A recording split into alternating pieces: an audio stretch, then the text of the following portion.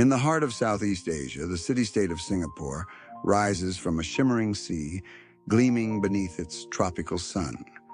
To the outside world, Singapore is a place of order and promise, a skyline of ultra-modern towers, lush green parks, and avenues so clean that even the foliage seems to follow the rules. Its reputation precedes it: prosperity, safety, and a society regulated down to the finest detail. Yet beneath this immaculate surface lies a hidden reality. Singapore, for all its beauty and efficiency, is a nation shaped by one of the world's most resolute authoritarian systems. Those who land at Changi Airport, marvel at gardens by the bay, or gaze at the futuristic silhouette of Marina Bay sands rarely see the strictness that governs daily life. In Singapore, fines are imposed not just for jaywalking, but for chewing gum, feeding pigeons, singing in the wrong place, or even questioning authority can bring stern consequences. Here, social harmony is both a national ideal and a legal obligation. This is the paradox of Singapore, a city with two faces that coexist effortlessly, each as real as the other. It is a utopia in the eyes of the world, yet its perfection is enforced with unprecedented discipline. At the center of this phenomenon stands Lee Kuan Yew, the country's founding father and principal architect. His legacy towers over the island, much like its tallest skyscrapers, reaching into every facet of Singaporean life. Under Lee's vision, Singapore rose from a struggling colonial outpost to an economic powerhouse, while willingly embracing control and efficiency as virtues as important as freedom and enterprise. For years, Singapore represented little more than a remote British stronghold, a patchwork of ethnic groups, Chinese, Malay, Indian, bound together by circumstance and necessity. The British, seeking dominance in the wake of the Napoleonic Wars, claimed a tiny island as a foothold for empire and commerce. As laborers, merchants, and refugees poured in, Singapore rapidly transformed, evolving into a mosaic of ambition and tension. By the time Lee Kuan Yew was born, Singapore had become a city of stark contrasts: thriving ports at the water's edge, slums clinging to the jungle inland, and a population fractured along ethnic and social lines. British policies prioritized profit and stability over the well-being of locals, laying the groundwork for both resistance and reinvention. Lee grew up amid these swirling currents, a child of Chinese immigrants, educated within British traditions but always conscious of his place outside the empire's elite. He absorbed the lessons of hardship and discipline, shaping a personal philosophy that would soon shape the fate of millions. When the Second World War thrust Singapore into chaos, Japanese occupation left deep psychological scars. The violence and deprivation of those years crystallized the local desire for control, order, and self-determination, values that would define the new nation. After the war, Lee emerged as a magnetic force in Singaporean politics, offering both a path to progress and an iron hand.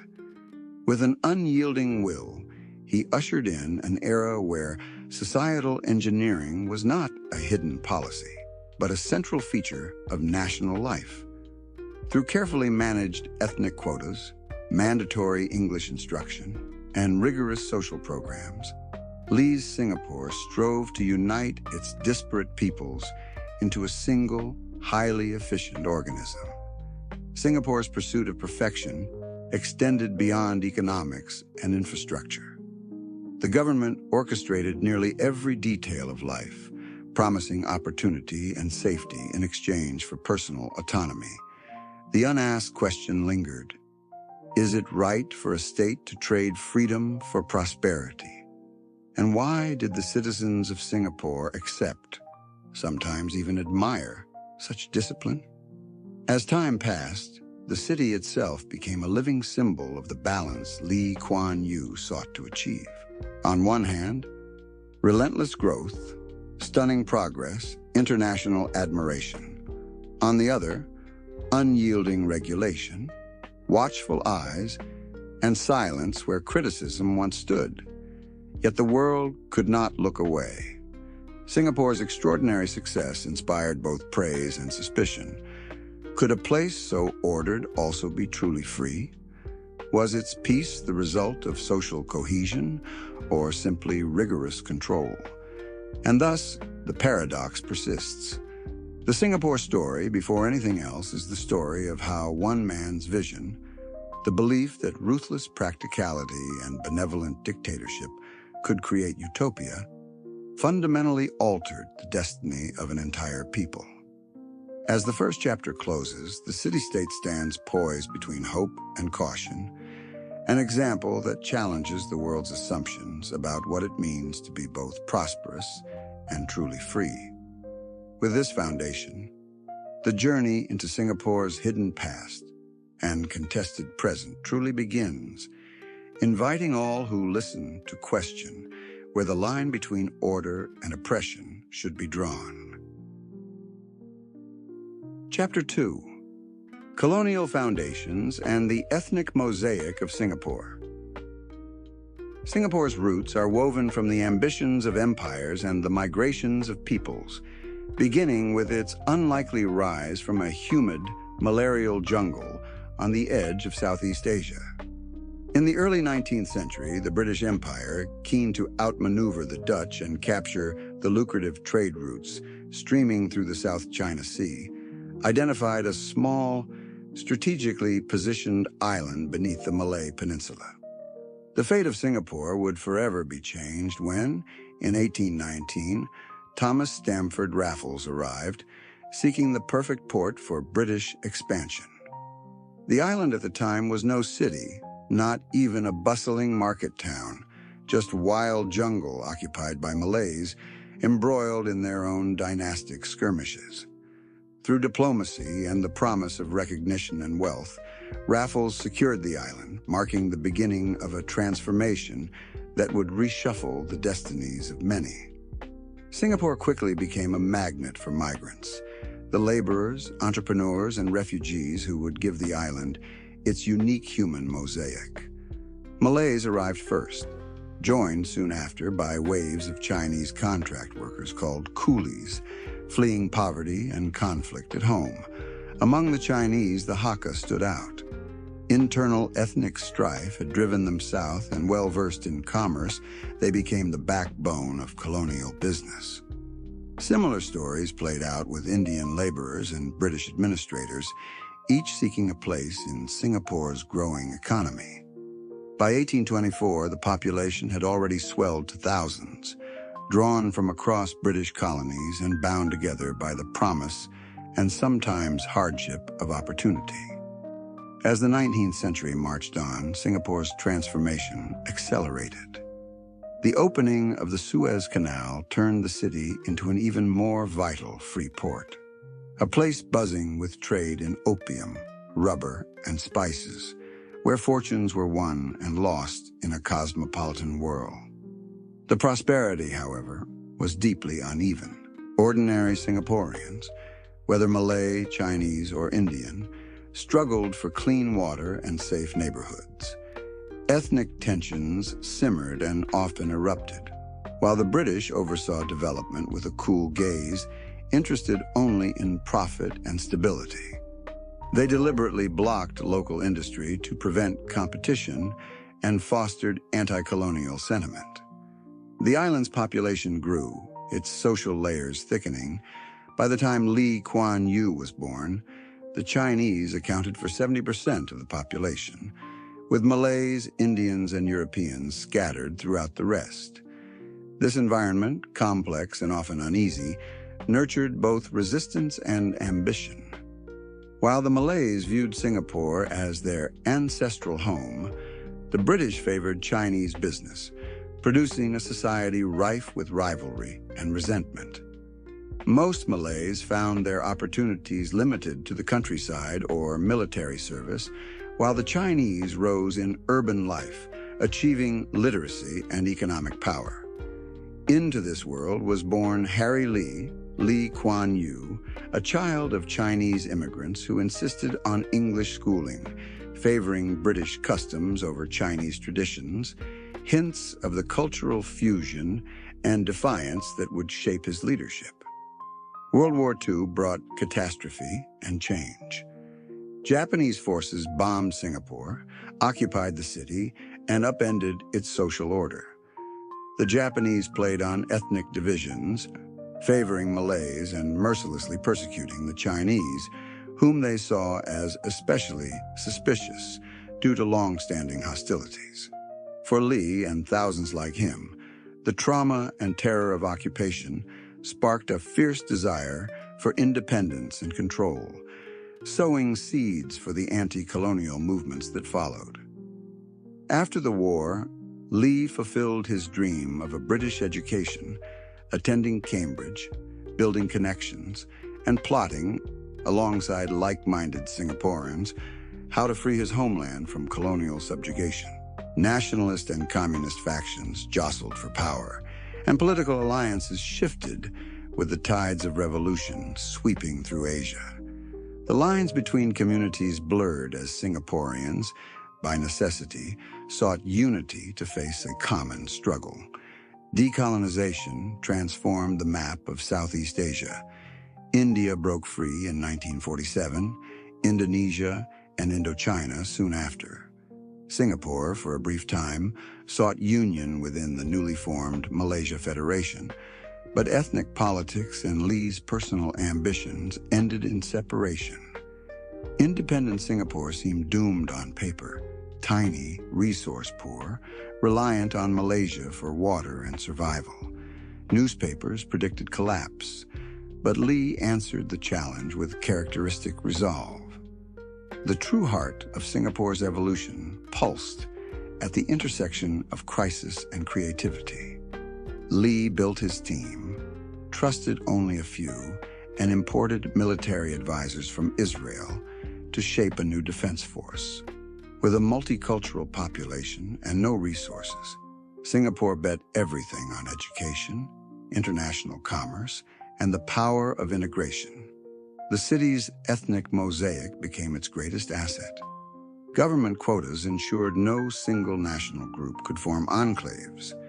English became the mandatory language, a deliberate move by Lee to unify Chinese, Malays, and Indians in a shared future.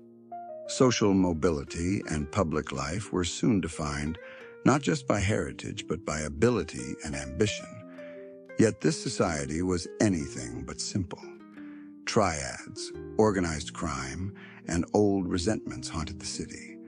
With hard reforms and harsh laws, Lee waged war against corruption, building a system in which officials, from police to judges, were paid enough not to risk bribes and were strictly punished if they did. He created special agencies directly under his control to root out wrongdoing, making Singapore among the safest and least corrupt cities in the world. Singapore's journey from colonial outpost to modern metropolis is not one of smooth ascent, but of deep tension and deliberate transformation. Migration, rivalry, cultural clashes, and visionary leadership forged a state unlike any other. A place where diversity is mandated, integration enforced, and every facet of life designed to support the nation's relentless drive forward. As the chapter closes, Singapore's foundation is set, layered, complex, and uniquely precarious. The city's delicate balance between tradition and innovation, diversity and unity, adversity and triumph, is the stage upon which the rest of its astonishing story will unfold. Chapter 3: War, Occupation, and the Path to Independence. Singapore's fate took a dramatic turn with the arrival of World War II.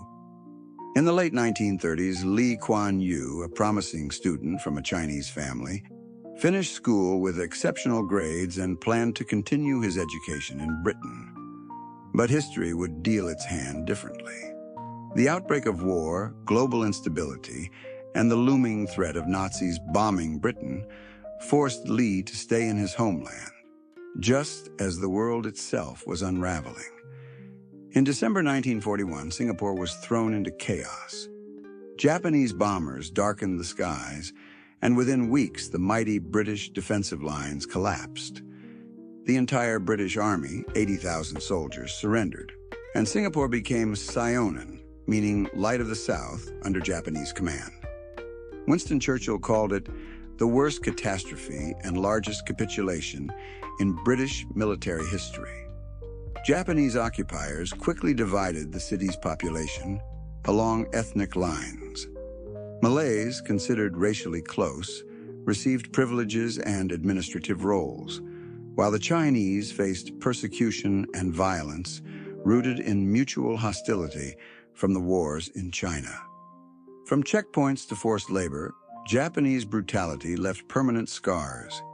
Lee Kuan Yew narrowly escaped mass execution, aided by sharp wits and family connections, as his momentary intuition to leave a forced transport ultimately saved his life. The occupation was a transformative trauma. Lee, like many survivors, adapted. He learned Japanese, worked for the regime, and navigated the complexities as best he could. Some believe he covertly aided the British or collaborated for self-preservation. History is ambiguous. By the end of the war, Lee and his family went underground, surviving on the margins and awaiting liberation. With the war's end in 1945, the British returned, but the world had changed. For both Malays and Chinese, 3 years of occupation had erased any faith in foreign rulers. Independence became a necessity. Inspired by these events, Lee Kuan Yew left for Britain, attending prestigious universities, building connections, and plotting his vision. He surrounded himself with trusted allies during his time at Cambridge, Goh Keng Swee and S. Rajaratnam among them, leaders instrumental in Singapore's future. While Lee honed his strategies abroad, another young Singaporean, Lim Chin Siong, rose from poverty and hardship during Japanese occupation to become a fiery leftist orator. Lim mobilized labor strikes and anti-British protests in a city mired in post-war corruption and despair. When Lee returned home, the two men, vastly different in background and ideology, joined forces. Their alliance led to the creation of the People's Action Party, PAP, in 1954, a coalition of moderates, radicals, and activists, all seeking to end colonial rule. Yet this coalition was always fragile. Lee sought legal paths and stability. Lim pushed revolutionary activism. Strikes and riots destabilized the city as the British forced purges of radicals, and Lee masterfully maneuvered himself to singular leadership. By 1959, after critical elections, Lee became the first Prime Minister of Singapore. Lee's leadership was forged in the fires of occupation, struggle, and survival.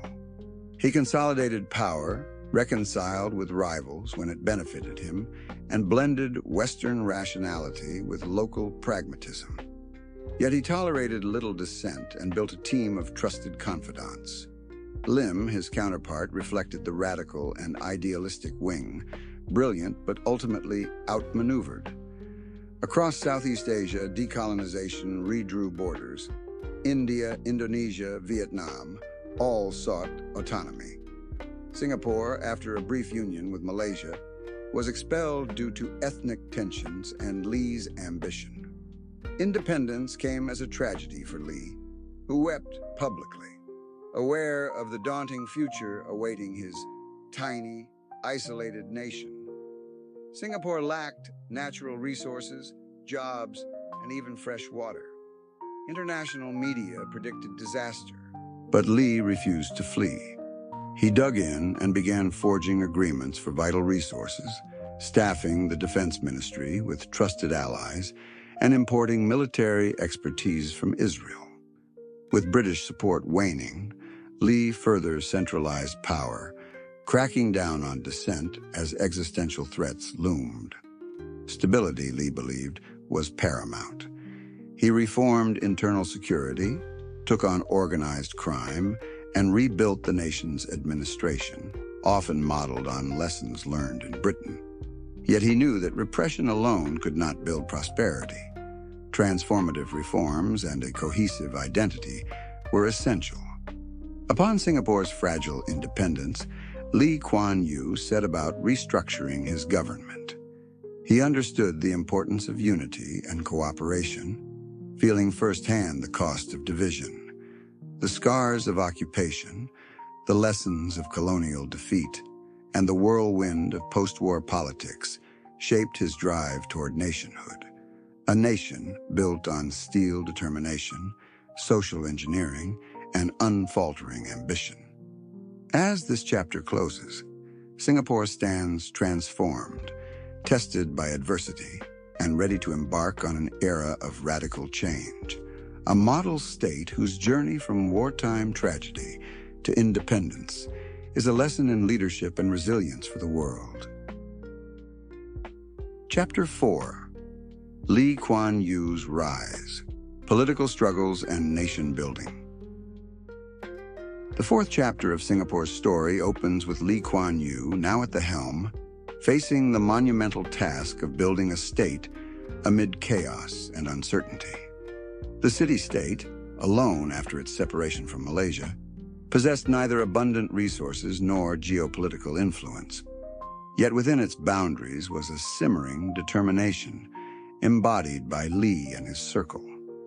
The People's Action Party, PAP, which Lee co-founded, reflected both unity and internal tension, a patchwork of moderates, radicals, Chinese, Malays, and activists who sought to overthrow colonial rule. But even as the party secured power, its unity proved fragile. Fractures emerged, pitting Lee's hunger for order against factions drawn toward revolutionary change. Singapore's young democracy shook as strikes and riots reflected growing societal divides. Lee's mastery of political maneuvering allowed him to dominate. One by one, rivals were outflanked or marginalized, and by the mid-1960s, Lee's control was nearly absolute. His leadership was shaped by years of adversity. Deeply pragmatic, he delegated only to a tight circle of trustworthy colleagues. His approach was as much British as it was Asian, logical, systematic, and at times ruthlessly effective. Singapore was far from stability. Unemployment loomed, ethnic tensions bubbled, and the city seemed poised for economic disaster. Against this backdrop, Lee pushed sweeping reforms. He forged agreements with Malaysia for vital resources, such as water, and recruited military advisors from Israel to craft Singapore's defenses. His friend and confidant, Goh Keng Swee, was appointed Minister of Defense. Together, they shaped a new, disciplined armed forces. Lee also took on corruption with singular ferocity.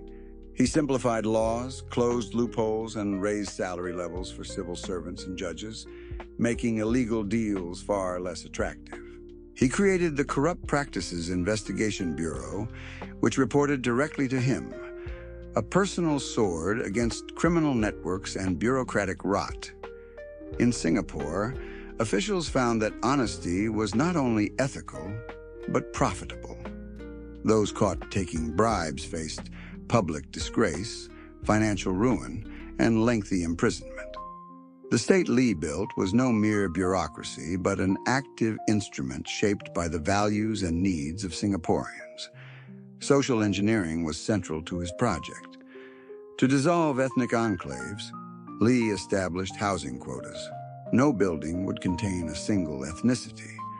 English became the mandatory language of administration and schooling, binding the multi-ethnic population into new collective norms.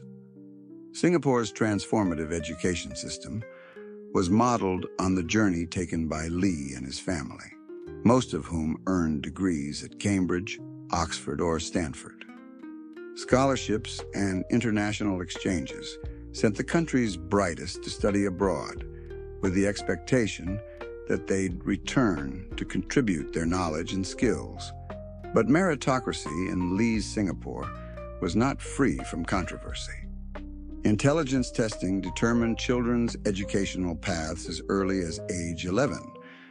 The government pushed for marriages among highly educated citizens, even offering incentives and bonuses, sometimes resulting in policies reminiscent of state-controlled eugenics. Women without higher education were penalized for having additional children, while families meeting the state's standards received housing benefits. The belief that a nation's progress depended on the intelligence and education of its people dominated the social landscape. Personal freedoms were tightly regulated. Public dissent met with swift consequences. Yet the social contract Lee created was simple: limited liberty traded for security, prosperity, and opportunity. For many Singaporeans, the bargain worked.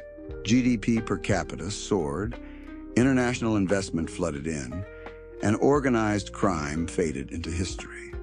Lee's rule was marked by preparation for the future. He established a clear path for a peaceful transfer of power, overseeing the transition to Goh Chok Tong before his own son, Lee Hsien Loong, eventually took the reins. The Singapore model, forged in adversity and refined through ceaseless innovation, continued to define the nation's success. As the chapter closes, Singapore emerges not only as an economic powerhouse, but as one of the world's most unified and strategic societies, driven to excellence by the vision and tenacity of Lee Kuan Yew. The template he shaped would become both a source of admiration and a subject of debate for generations to come, setting the stage for the next phase: how a nation manages the delicate balance between growth, control, and the evolving aspirations of its people. Chapter 5: The Singapore Model: Reforms, Economy, and Social Engineering. Singapore, under the keen vision of Lee Kuan Yew, became not just a thriving city-state, but the world's laboratory for economic innovation and social engineering. The transformation of this once impoverished port was neither accidental nor gentle. It was the result of calculated decisions, bold risks, and a willingness to reshape the very foundations of society. Emerging from independence, one fact loomed: Singapore had almost nothing to offer the world except its location and the resilience of its people. Natural resources were absent, land was scarce, and the population was a mix of Chinese, Malay, and Indian immigrants with old wounds and new ambitions. But Lee saw opportunity in adversity. He determined that survival hinged on integration with the global economy. Under his rule, Singapore would welcome foreign investment, foster trade, and guarantee businesses a stable government and clean administration, free from corruption that plagued its neighbors. Foreign corporations were given rare privileges: low taxes, direct access to government officials, and swift problem-solving by state-appointed managers who worked around the clock. Singapore's reputation for reliability and efficiency grew. The world took notice. The city's ports bustled, industries multiplied, and the flow of international capital turned Lee's Island into a financial hub. But prosperity was inseparable from discipline. Singapore's citizens had endured war, hardship, and colonial neglect. The scars were fresh, and the desire for stability was deep. The Asian values Lee championed, order over chaos, duty over protest, became a guiding creed for everyday life. The infamous rules banning gum, imposing fines for littering, and strict regulations on public conduct weren't just quirky anecdotes. They were pillars in Lee's vision of a society where harmony trumped individualism. Industrialization began with bold steps. Lee's team constructed Jurong, a vast industrial cluster, ignoring critics who called the project folly. Within years, the area brimmed with heavy industry and chemical plants, a testament to the government's strategic vision and local work ethic. A decisive moment came during the 1973 oil crisis, when Singapore defied global trends by keeping refineries open and supporting companies like Shell. The message was clear. Here, business would always find a home. English, a colonial inheritance, was harnessed as a tool for unity and opportunity, giving Singaporeans unrivaled access to global education systems and business networks. Students excelled, traveling abroad with state-funded scholarships and returning with knowledge to fuel the city's ascent. Under Lee's policies, Singapore's GDP soared, rising more than sixfold and overtaking even the United Kingdom. The statistics were dazzling, but the real story lay in the day-to-day experience of its citizens. Homes were clean and safe, public parks blossomed, and the streets bustled with a confidence born of security. Yet there was a price. The government's grip on personal freedoms was firm, and dissent rarely found public space. Behind the statistics was the machinery of state. Laws were simple, transparent, and uniformly enforced, a rarity in much of Asia. Corruption was crushed with methodical rigor. Salaries for officials and judges were raised, making honesty not just a virtue but a rational choice. The Anti-Corruption Bureau answered only to the Prime Minister. Violations brought disgrace, heavy fines, and years in prison. Trust in government became a backbone of success. Lee's ambitions extended into the social fabric. Meritocracy was sacred, but selective. Educational testing began early, sorting children by ability and steering them into rigorously managed paths. Housing quotas ensured that no building would harbor a single ethnicity, reinforcing communal bonds while discouraging the formation of enclaves. Matchmaking agencies encouraged unions among the highly educated, offering bonuses, while less educated women sometimes faced incentives for sterilization or penalties for having larger families. These policies, rooted in Lee's belief in the link between intelligence and progress, were controversial, but they reflected the willingness to experiment on a grand scale. Public life was engineered for efficiency and peace. The city's relentless pace, the world's fastest pedestrians, efficient public transit, and the ideal of the 15-minute city showed citizens what a well-managed society could deliver. Yet beneath the surface, questions simmered. Was prosperity worth the loss of liberty? Could the model endure new challenges and changing global expectations? For many Singaporeans, the answer, at least in Lee's era, was yes. Crime plunged, corruption was rare, and the city became a beacon for ambitious people from across the globe. The legacy of Lee's model was felt in every corner, from the multicultural food markets to the high-tech financial towers. Prosperity nurtured and maintained by a powerful, sometimes paternalistic, social contract. As the chapter closes, Singapore is more than a miracle. It is an experiment celebrated and critiqued, admired and questioned. The lines between discipline and freedom, tradition and innovation, are always shifting. Lee's vision turned an island into a global model, establishing the promise and burden his successors would inherit. The next act would probe how this foundation could adapt to new pressures, and whether the Singapore model was built to last beyond the legend of Lee Kuan Yew. Chapter 6: Legacy, Succession, and the Modern Dilemmas of Singapore. As Singapore entered the twilight of Lee Kuan Yew's era, The nation braced for change, anxious but confident, haunted by memories of transformation and glory. The question that filled newspapers and dinner tables alike was simple. What happens to a system built so powerfully around one figure when, inevitably, that figure steps back? Lee understood the delicacy of succession. Rather than clinging to power, he began to orchestrate a managed transition, handing the prime minister's post to Goh Chok Tong in 1990. The changeover was smooth, but Lee didn't truly step off the stage. He remained a senior minister, then minister mentor, offering advice and oversight, ensuring the state he built would endure. His presence was powerful, almost paternal, guiding key political and economic decisions well into the new millennium.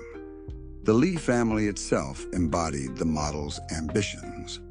His children and grandchildren, educated at top universities in the West, became living proof of Singapore's reverence for knowledge and meritocracy.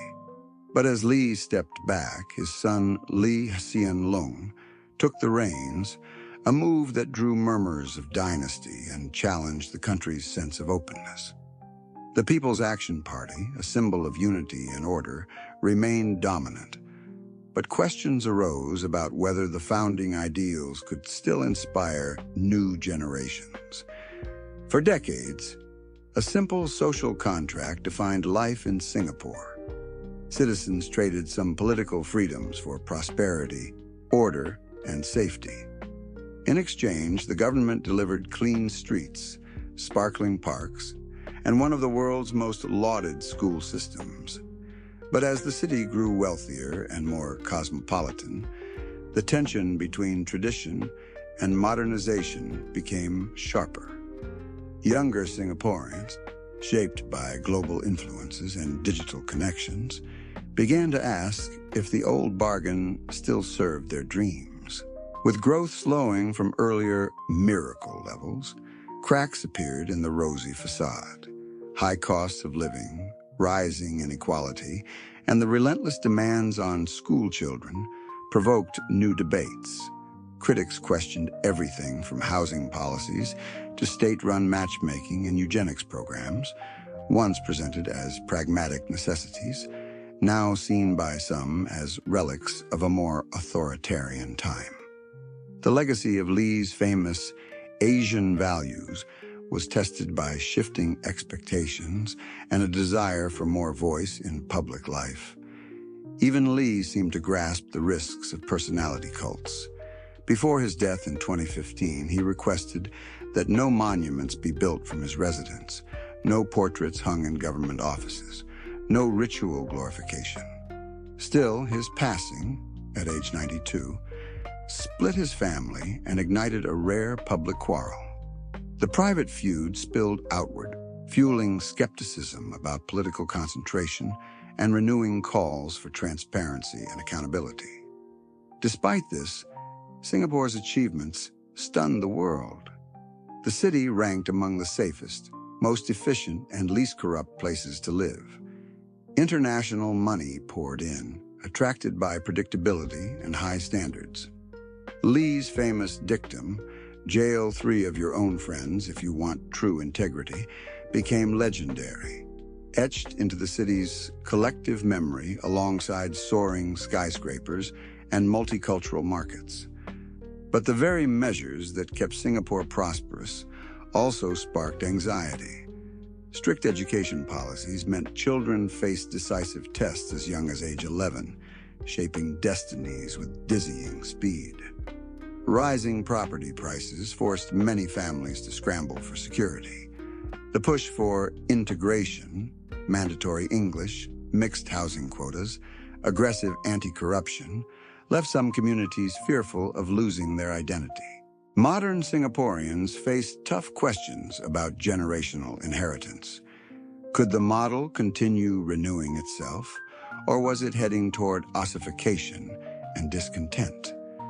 Throughout it all, reverence for Lee Kuan Yew burned bright. Crowds lined city streets in the rain for his state funeral, expressing gratitude for decades of certainty and progress. The city's older generation remembered poverty and chaos, casting Lee as savior and builder. But a restless, globalized youth pressed for change, a signal to the government that new narratives and new opportunities were needed. The sixth chapter of Singapore's journey is still unfolding. Can a nation built on rules, ambition, and central authority evolve without its founding father? Could it balance unity and innovation, tradition and flexibility, security and openness? Answers remain elusive, but the possibilities are alive. Lee Kuan Yew's shadow stretches far beyond the city he built. His legacy of unyielding vision, daunting discipline, and bold experimentation remains the blueprint for future generations to question and reshape. For Singapore, the challenge is clear: how to honor its past while building an inclusive future, and how to invite the world not just to study its achievements, but to learn from its doubts and debates. In the end, the price of success, sacrifices, contradictions, and the potential to adapt defines Singapore's standing on the world stage. Lee's story is no longer just his own, but the city's, as Singapore looks forward to its next chapters, written collectively by citizens bound together in a grand social experiment.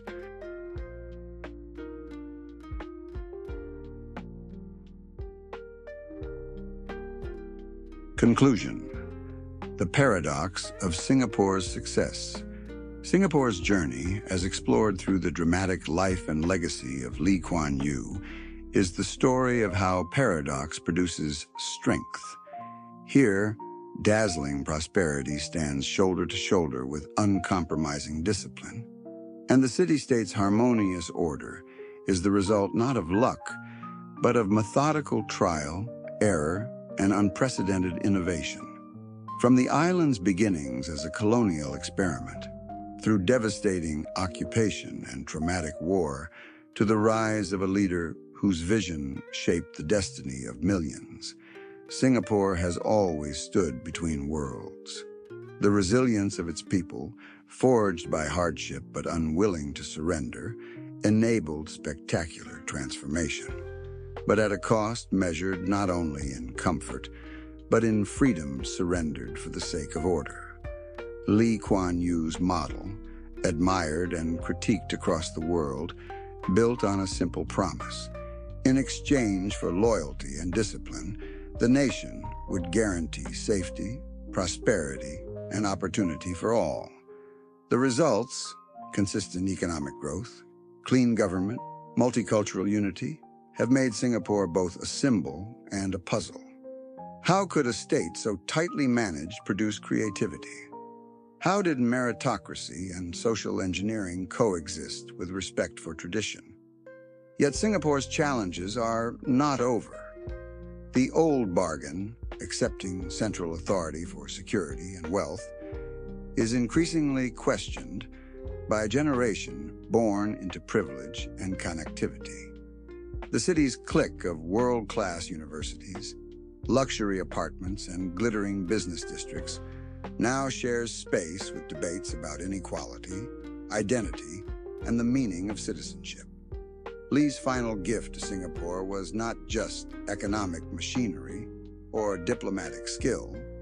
It was the invitation to keep questioning, to keep improving, and above all, to remember that even the most successful societies must adapt.